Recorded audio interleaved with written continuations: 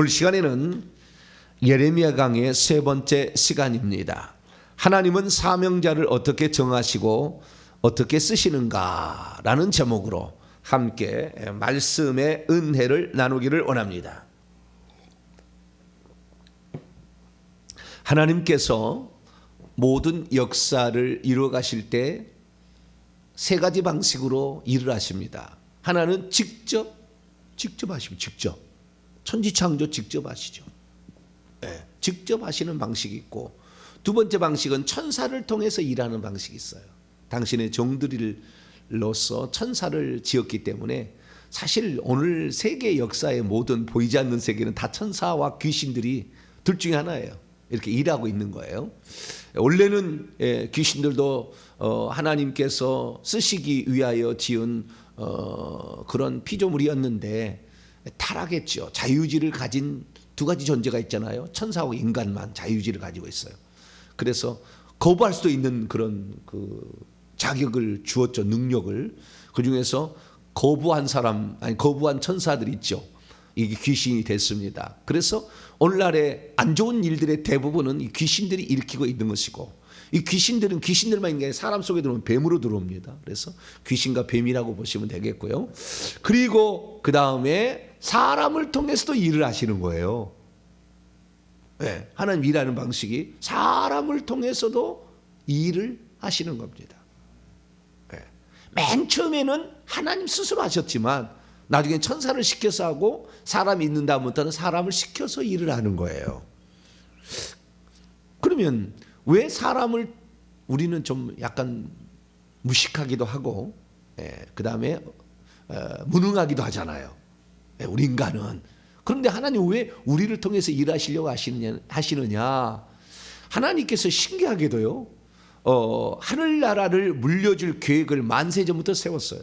누구에게? 인간에게 주려고. 그런데 그냥 줄 수는 없잖아요. 천국을 어쩜 누군가에 나눠줘야 되는데 그냥 줄 수는 없잖아요. 그래서 이 땅에 보내가지고 어떻게 충성하느냐를 보시고 그걸 따라서 준다는 거예요. 그러니까 천국에서 지금 영광을 누리고 있는 모든 사람들은 이 땅에서 그런 삶을 살지 않았는데 그런 영광을 누릴 사람은 단 한 사람도 없다는 거예요. 그러면 무슨 에녹이나 무슨 노아나 엘리야나 이사야나 특별한 사람이었느냐? 그러지 않았어요. 네. 그렇게 우리하고 큰 차이가 없어요. 큰 차이가 없습니다. 네. 그렇지만 좌우지간 그들은 이 땅에서 와서 자신의 사명을 알아차리고 자기에게 주어진 임무가 있다는 걸 알고 충성해서 결국에 하늘의 영광의 그 보좌 자리나 면류관이나 천국 집을 소유하고 있는 거죠.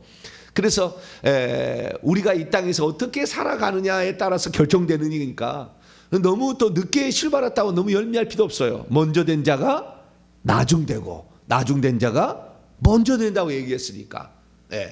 그동안에 너무 악한 영이 많아서 내가 쓰임받지 못하고 지금까지 모르고 살았을 수도 있어요. 그러나 어느 날 하나님은 반드시 우리의 어떤 분량이 있으면은 살아야 될 어떤 일들이 할 일이 있으면 누군가를 통해서 알게 하셔요.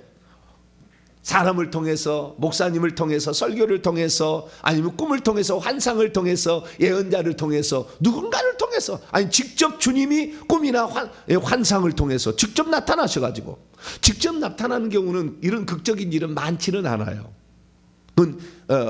인류를 이끌어갈 어떤 사람들은 그렇게 합니다. 예를 들어서 사도 바울, 사도행전 9장에 그건 예수님이 직접 나타나죠. 그런 경우는 인류 역사에 몇 명 없는 사람이 있고 예수님이 부르시고, 근데 큰일을 할 사람은 확실히 하나님이 부르시든지 예수님이 불러서요. 큰일 할 사람들은 성령이 이렇게 감동을 하는 것은 그렇게 큰일 아니에요. 성령으로 감동하는 것은. 그래서 우리의 삶에 있어서 하나님께서 우리를 불러서 일을 하신다라는 거예요. 그런데 특별히 하나님께서 이 땅에 해야 될 일이 아담과 하와의 타락으로 말미암아 하나님의 음성을 못 듣고, 그 다음에 그 귀신에게 눌려 있어가지고 하나님이 주실 그 일을 해내지 못한 더러운 그릇으로 이렇게 되어 있다 그 말이에요. 다 이 땅에 죄 안 가지고 태어난 사람 없어요. 여러분, 우리가 보통 부모로부터 그 태어나게 될 때 부모 자궁에 있을 때부터 악한 영이 공격에 들어옵니다. 부모 엄마의 몸에 있는 영이 들어가는 거예요. 자궁 속으로. 그러니까 DNA 유전 형질만 물려받은 게 아니라 악한 영도 이렇게 물려받는 거예요. 근데 최소 그때 10마리 정도는 악한 영이 들어가요. 최소. 그리고 우리 몸속에는 약 200에서 한 500마리 정도 영은 기본적으로 있고요. 그 무덤에서 그 가다라 지방 가니까 그 귀신 들렸던 사람은 2,000마리 돼지떼가 죽었잖아요. 2,000마리가 들어가 있었던 거예요. 2,000마리 정도 들어가. 그러니까 2,000마리, 1,000마리, 2,000마리 정도면 무당급이에요. 엄청 셉니다. 예, 그렇기 때문에 이런 영들이 들어가 있는 사람들, 이런 사람들은 인간의 힘으로 제어하기가 좀 어렵죠. 악한 영이 이렇게 있는 게. 그래서 이 악한 영들이 사람이 다 있기 때문에 이런 사람들 중에서 또한 얘기를 해도 정신을 안 차는 사람도 있잖아요. 얘기를 해줘도 못 깨닫는 사람이 있어. 그런 사람들은 하나님께서 일하기 얼마나 답답하고 힘드시겠어요. 그렇기 때문에 아예 그런 사람을 하나님 쓰시지 않아요. 이 땅은 모두가 타락했고 하나님의 일을 하기에 너무나 무능하고 무지하기 때문에, 어리석기 때문에 하나님이 당신의 일을 하셔야 된다 그 말이에요. 그런데 인간을 통해서 해야만이 하늘에서 상을 줄 수가 있기 때문에 우리를 시키려 하는데 너무나 무지하고 너무나 무능해. 그렇기 때문에 하나님께서는 우리 이 세상에 속한 사람을 선택해서 쓰지는 않아요. 무슨 말이냐면 하나님의 일을 시킬 사람을 하나님은 이미 준비해 놨다가 그런 영혼을 천국의 낙원에서 영혼을 하나님이 창조해서 자라고 있는 영혼을 우리의 이제 엄마의 자궁 속에 집어넣어 주는 거죠. 그래서 그 사람이 영과 육이 만나서 육체는 DNA 유전 형질로서 일반 은사는 부모로부터 물려받게 되는 거죠. 노래를 잘한다, 그림을 잘 그린다, 체육을 잘한다, 말을 잘한다, 봉사를 잘한다, 음식을 잘한다, 다 이런 특징이 있잖아요. 부모가.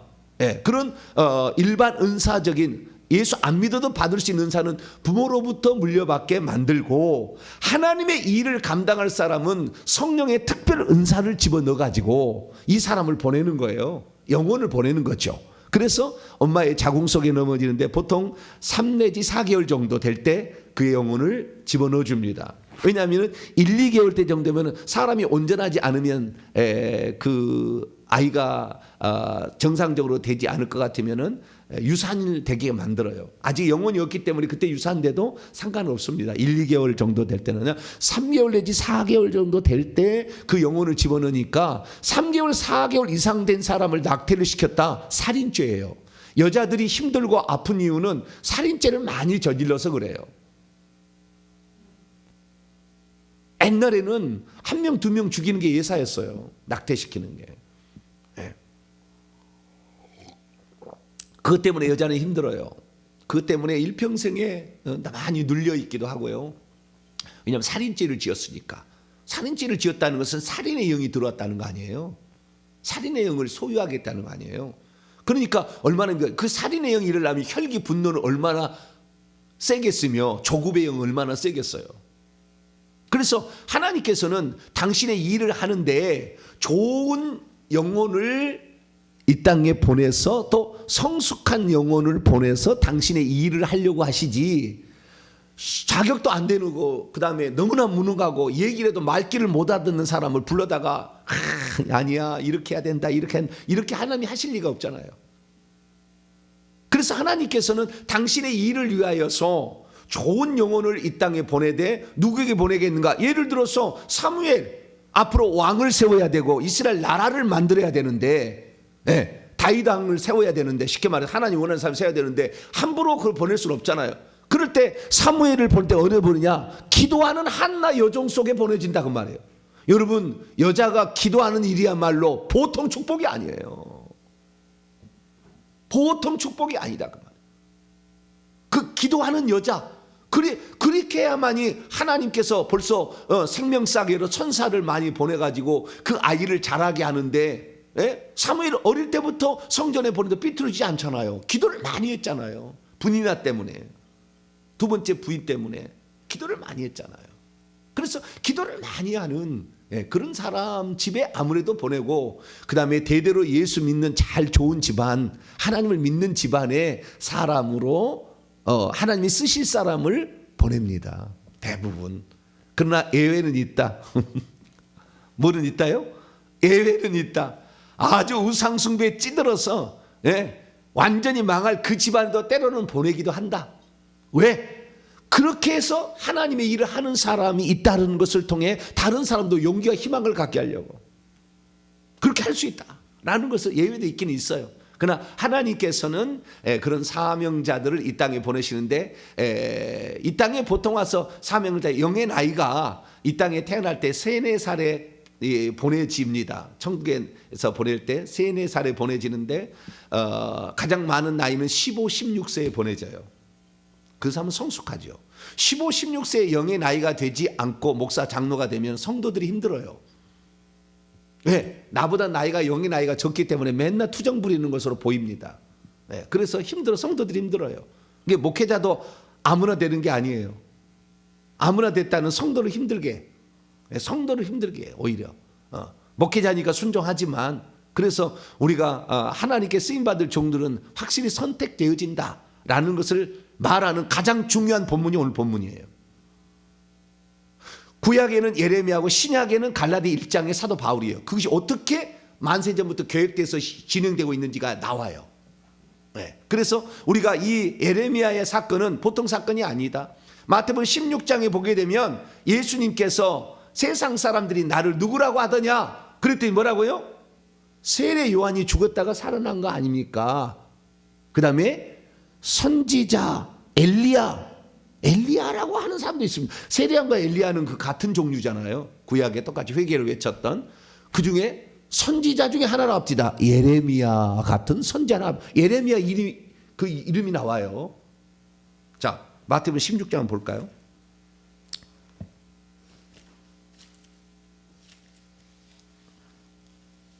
예레미야. 자, 마태복음 16장 14절입니다. 14절을 위해서 13절부터 읽어보죠. 시작. 예수께서 빌립보 가이사랴 지방에 이르러 제자들에게 물어 이르되 사람들이 인자를 누구라 하느냐 이르되 더러는 세례 요한 더러는 엘리야 어떤 이는 예레미야나 선지자들 중에 한 사람이라 라고 합디다 라고 여기 예레미야라는 이름이 거론되잖아요. 네. 그러니까 이 예레미야라는 것, 세례 요한이라는 것, 엘리야라는 것 다 사람들이 하나님이 선택해서 특별히 썼던 그런 사람들을 얘기하는 거잖아요. 그런데 예레미야라는 인물이 이렇게 들어가게 되는 것, 우리가 잘 알지만 세례 요한도 출생하기 전에 벌써 엘리사벳 사가랴를 통하여 그 탄생에 관한 모든 것들을 하나님 계획한 후에 임신을 시키지 않습니까? 그 기도시켜 가지고 애를 못 나니까. 그래서 기도하는 자로서 왜 세례 요한이 할 일이 너무 중요하니까. 그러듯이 우리가 기도함으로 자식을 낳는 것은 너무 중요한 거예요. 그래서 훌륭한 사람들은 기도하는 부모의 밑에서 보통 이렇게 태어나게 되는 것이죠. 그래서 오늘 성경에 등장하는 예레미야 선지자도 선자로 하나님이 쓰시려고 하는데 그냥 보냈겠냐 이거예요.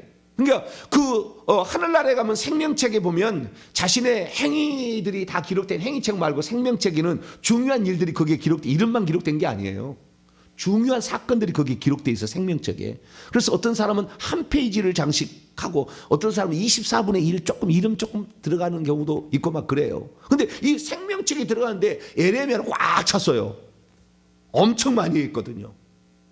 BC 627년 요시야 왕 13년부터 시작해 가지고 시드기야 왕 11년 BC 586년에 남유다가 멸망할 때까지 약 40년 동안, 길게는 요시야 왕이 아니라 여호야긴 왕이 그 바빌론에서 다시 이제 그 복구를 시켜줄 때까지, 그때까지만 66년 정도 돼요. 그런데 그런 것 같지는 않고 한 40년 동안 하나님께 쓰임 받는데 참 많은 내용이에요.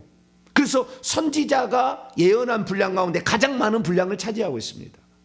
그게 예레미야예요. 그러니까 예레미야는 할 일이 많았어요.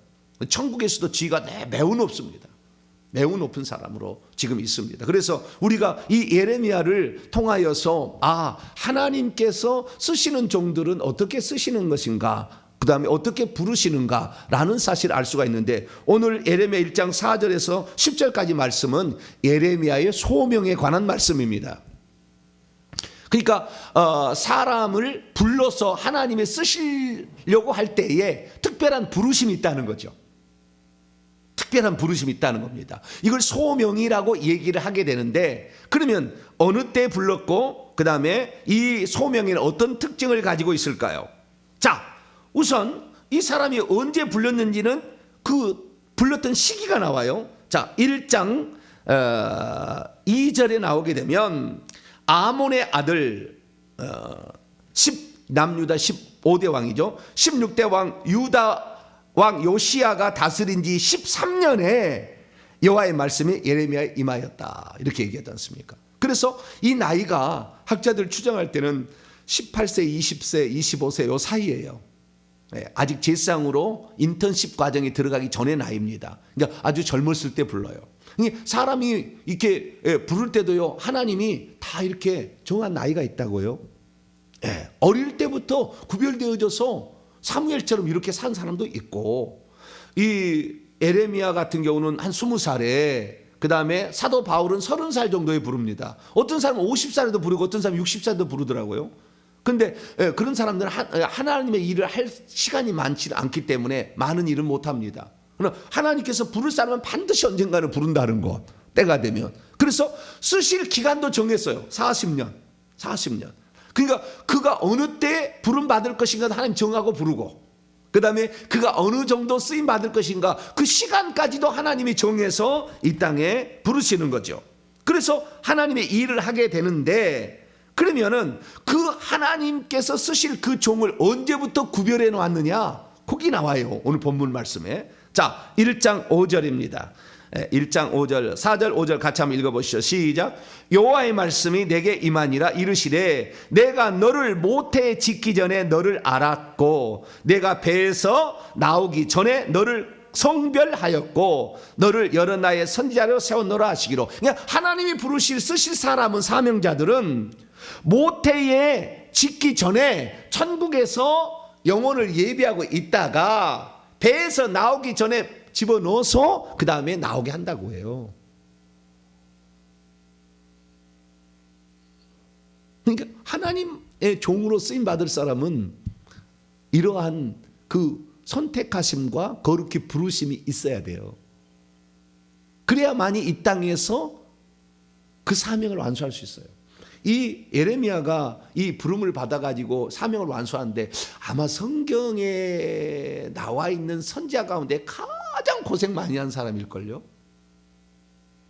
죽을 때 이사야는 톱으로 켜서 죽였지만, 그래도 이사야는 그렇게 고난받지는 않았어요. 므낫세가 톱으로 써서 죽였거든요, 이 이사야를. 그러나 이 히스기야 왕 때 역사였기 때문에 존중받고 인정받았으나, 예레미야는 계속 존중받지 못해요. 왜냐하면은 바벨론이 하나님께서 우리의 징계의 도구로 써가지고 너희들을 심판한다고 그랬다. 그렇기 때문에 바벨론에 항복하고 가서 거기서 집을 짓고 살고, 그리고 하나님 때가 되면 부를 때 그렇게 하니까 나라를 대제국에 팔아먹는 매국노라고 그랬어요. 나중에 다 보면은. 그래서 인정을 받지 못해. 그리고 하나님의 뜻대로 왕들이 안 사니까 맨날 책망하는 말 하지 않습니까? 계속 책망하는 말을 하는 거예요. 여기 보세요. 맨 뒤에 그의 사명이 어떤 것인지 10절에 나와 있는데, 보라, 그러니까 할 일도 하나님이 정하신 거예요. 내가 너를 여러 나라와 여러 왕국 위에, 여러 나라들, 여기 나라는 이방민족, 고위 이방민족, 여러 이방민족들과 여러 왕국, 여러 왕국, 요시야, 그 다음에 여호아하스, 여호야김, 여호야킨, 그 다음에 시드기야, 이런 여러 왕들이 있었지 않습니까? 오른쪽에 보시면 여러 왕들은 이런 왕국 위에 세워 내가 그것들을 뽑아버리고 파괴하고 파멸하고 넘어뜨리고, 이건 그래도 안 좋은 쪽이잖아요. 책망하는 쪽이고, 건설하고 심고 이거 다시 또 이렇게 새롭게 하고, 이런 것들이 계속 있었다 얘기하지 않습니까? 그래서 이 예레미야는 책망하는 것이 엄청 많았어요. 야단치고 책망하고 하나님이 이렇게 하신다 막 이렇게 하니까 이 상당히 어쩌면은 고독한 삶을 살았다 할까요? 힘든 삶을 살았습니다. 그래서 때로는 생명의 위협, 여호야김 왕이 죽이려고 구덩이에 막 쳐놓고 그리고 감금하고 그 다음에 동료 선지자들은 거짓 선지자 하나냐 막 이런 거짓 선지자인데 동료 선지자들에게 거짓 선지자라고 오히려 매도당하고 이런 삶을 살았습니다. 그래서 이 많은 사람들 오해와 모욕 속에서 그 일을 살았지만 이 예레미야가 끝까지 이 일을 감당할 수 있었던 것은 그의 부르심이 확실했기 때문에 그러는 거예요. 너는 내가 이렇게 쓰겠다라고 하나님이 직접 나타나가지고 얘기를 계속했기 때문에 이것이 위로와 힘이 되어서 일을 하는 거예요. 그러니까 하나님의 사명자가 자신의 부르심에 관한 하나님의 뜻을 모르면 하다가 중단에 그만두는 거예요. 아이고 나는 아닌 게 비어. 그리고 맨날 그만두려고 그래. 네. 그리고 목회가 안 되면 뭐예요? 다른 일도 막 하려고 그래. 네. 이렇게 막 격가지로 가려고 그러는 거예요.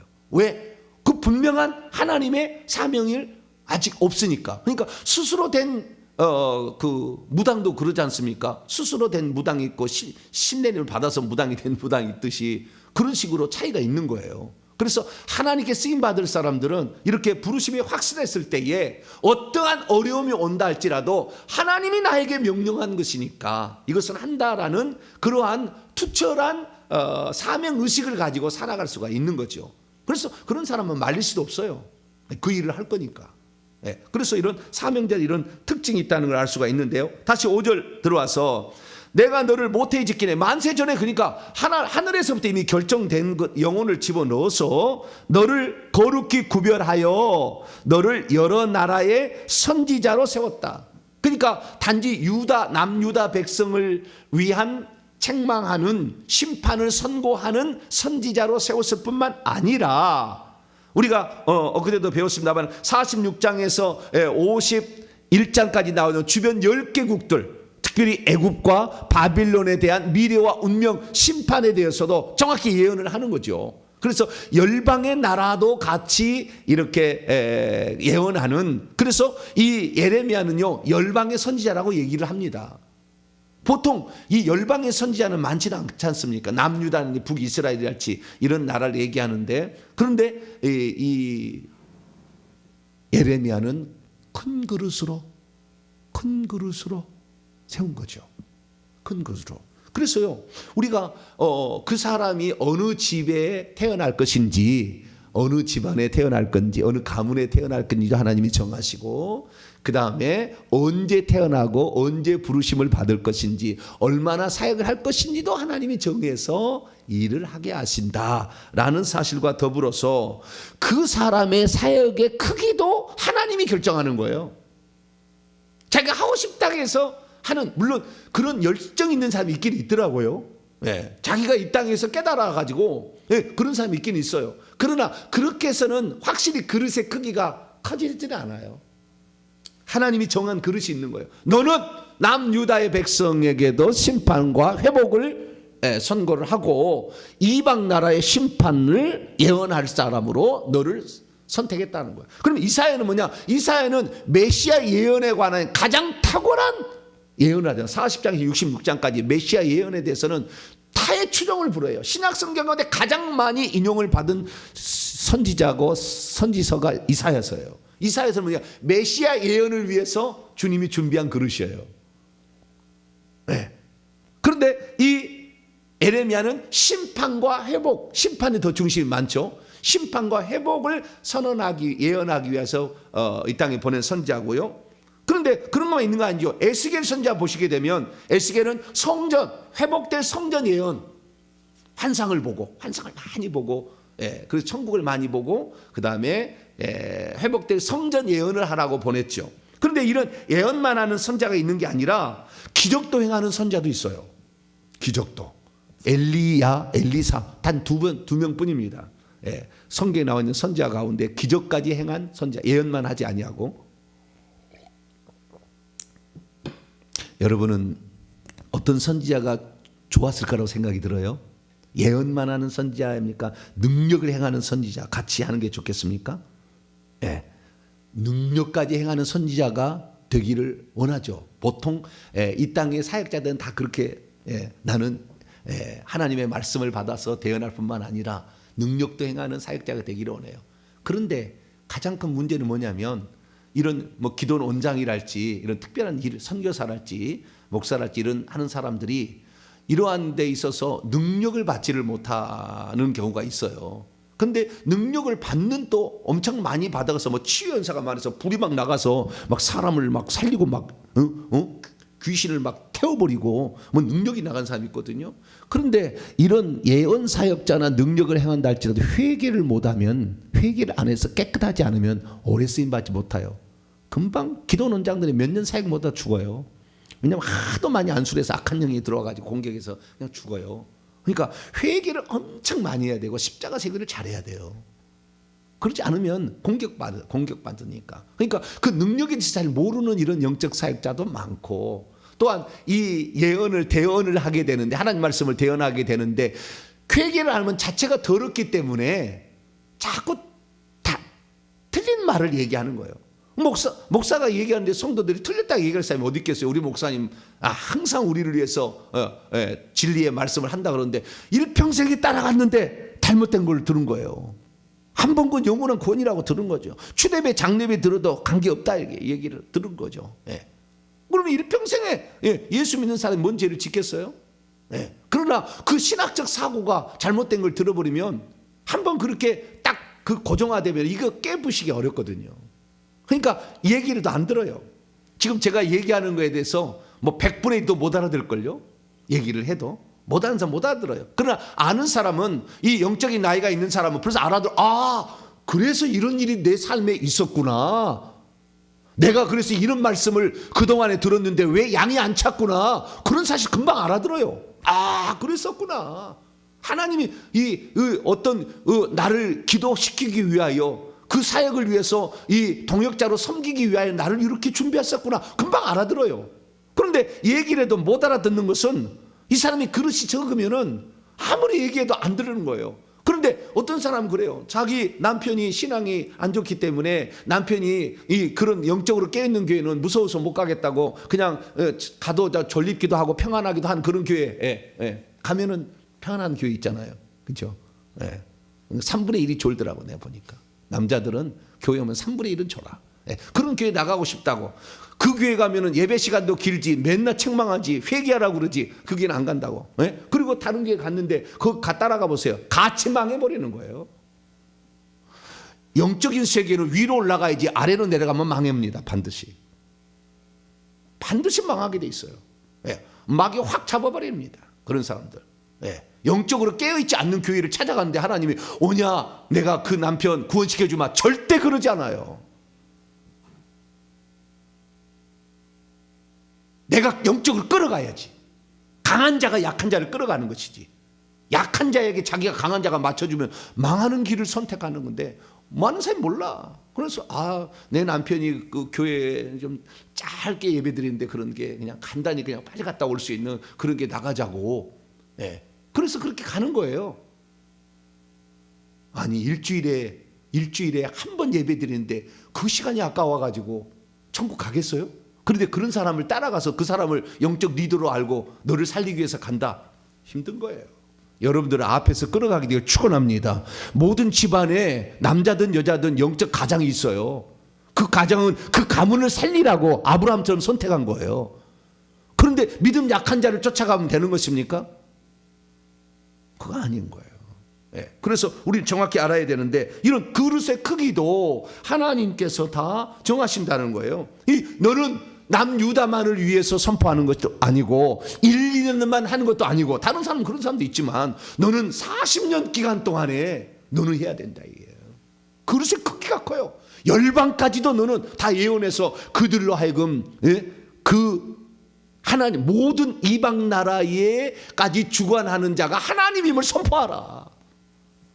모세는 애굽의 대제국 가서 그냥 10가지 재앙으로 쳐버리잖아요. 그릇이 크기가 틀린 거죠. 그래서 그렇게 담대하게 이렇게 할 수 있는 것은 그릇의 크기도 이렇게 다르니까 그런 것이죠. 그래서 이 예레미야 선지자를 통하여 하나님께서는 세상 모든 나라의 주권은 하나님이 주관하신다. 할렐루야. 그것을 알리라 이렇게 얘기한 거예요. 그대로 됐어요. 그대로 되는 거예요. 네. 그리고 그 다음에 마지막으로 사역의 방법도 하나님이 정하시는 거죠. 사역의 방법, 너는 예언하라. 아까 얘기했듯이 너는 예언하라. 예언도 어떤 사람은 심판이에요, 어떤 사람은 회복 예언, 어떤 사람은 메시아예요, 어떤 사람은 성전 환상의 뭐 예언, 미래에 되어질 예언 이렇게 하지만 어떤 사람은 기적까지 이렇게 하는 사역의 방법까지도 어떻게 하라고 다 하나님이 정하시는 것이죠. 근데 예언을 하든 아니면 능력을 행하든 간에 반드시 회개가 동반돼야 된다는 것이 필수다 이거예요. 회개가 안 되기 때문에 어떤 사람은 사역자가 예언만 하는 사역자가 있어요. 돌아다니면서 교회 돌아다니면서 예언해 주는 사역, 무슨 권사님 이런 분들 있잖아요. 예언만 해주는, 대부분 가짜예요. 99%는 가짜라고 보시면 돼요. 하나님은 그 주의 종의 권세 아래 있지 않는 사람을 쓰지 않아요. 영적 질서라는 게 있거든요. 네. 그래서 그렇게 돌아다니면서 막 어디 가는 기도하는데 그가 안수 한번 받아보고 기도 한번 받아보고 돈 봉투 갖다가 바치고 있잖아요. 100% 실패해요. 하나님 그렇게 쓰지 않아요.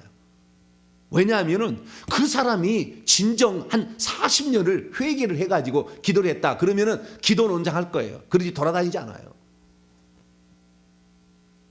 그 영적인 어떤 하나님이 세우실 분량이 있는데 그 분량을 채우지를 못해요. 그래서 우리가 함부로 예언 받아서도 안 될 뿐만 아니라 그 예언이 이루어지지도 않는다. 그걸 아셔야 돼요. 그래서 회개를 많이 하는 것이, 예언 몰라도 돼.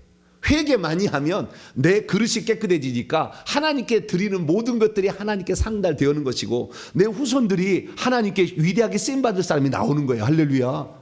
그러니까 나는 아무것도 몰라도 나는 회개하고, 나는 그런 주의 종의 어떤 사명자의 반열에 안 들었다 할지라도 사도 바울의 협력함으로 말미암아 누가나 디모데나 엄청난 하늘에서 큰 상을 받듯이 그렇게 나는 협력하는 것으로도 하나님께 쓰임받은 것도 엄청 귀한 일이거든요. 그래서 그렇게만 충성해도 하나님은 그를 어여삐 여기셔요. 엄청 귀하게 여기시는 거예요. 근데 이 예레미야하고 사도 바울의 특징은 뭐냐면 예레미야는 혼자 사역하라겠다는 거예요. 이 사명이. 근데 사도 바울은 혼자 하는 게 아니라 항상 누구와 같이 가. 바나바하고 실라하고 디모데하고 누가하고 아리스도하고 다 항상 이렇게 팀으로 하게 해요. 하시는 건데 신약 시대는 팀으로 하는 걸 원하시는 것 같아요.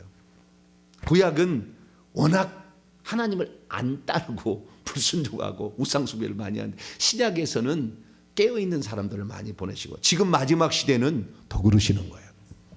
더 그러시는. 그래서 우리가 이 사역의 방법도 하나님 정하시는데 그 방법을 우리가 잘 알고 따라가면 좋겠다. 그래서 오늘 우리가 더 할 얘기가 있는데 그건 시간이 돼서 또 내일 다음에 또 계속 하도록 합니다. 그래서 하나님께서 사명자를 하나님이 절대 주권으로 정하신 것이지 인간이 스스로 정하는 것은 아니다.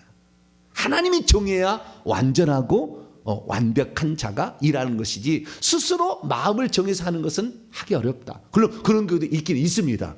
있더라고요. 왜냐하면 원래 정해진 자리에 이 사람이 들어갈 사람인데 가룟 유다 같은 경우는 이 보좌가 다 정해졌지만 결국에 거기에 떨어져 나가서 성 밖으로 가지 않습니까? 그래서 그 자리에 들어갈 누군가가 또 필요하거든요. 정해진 자리였지만. 그래서 그런 사람들이 있긴 있어요. 천국에서 예레미야는 엄청난 높은 위치에 지금 있는데요. 그의 집이 대저택 수준입니다. 대저택. 엄청난 1000평 이상이 되는 엄청난 높은 많은 그런 집에 지금 살고 있습니다. 우리의 삶에 있어서 우리는 우리의 분량 이상을 할 수 없어요. 하나님은 5달란트, 2달란트, 1달란트 다 정해 주셨는데 우리 분량할 수. 그러나 우리가 아무것도 몰라도 기도는 할 수 있어요.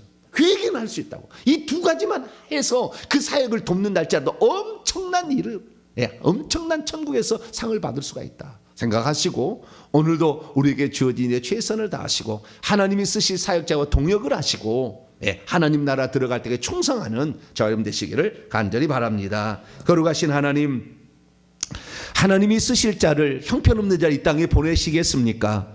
주님께서는 당신의 일을 위하여 만세전에 선택한 자를 이 땅에 보내시는데 하나님 아버지, 이 시대 가운데는 팀으로 그 일을 이룰 수 있도록 하나님이 일하도록 보내셨는데, 하나님, 나의 부르심은 어디에 있는 것인가 정확히 알고 하나님 나라를 위해서 합력하여 선을 이루어 천국 복음을 세상에 전하는 우리 모두가 되게 해 주옵소서. 우리 주 예수 그리스도의 이름으로 기도하옵나이다.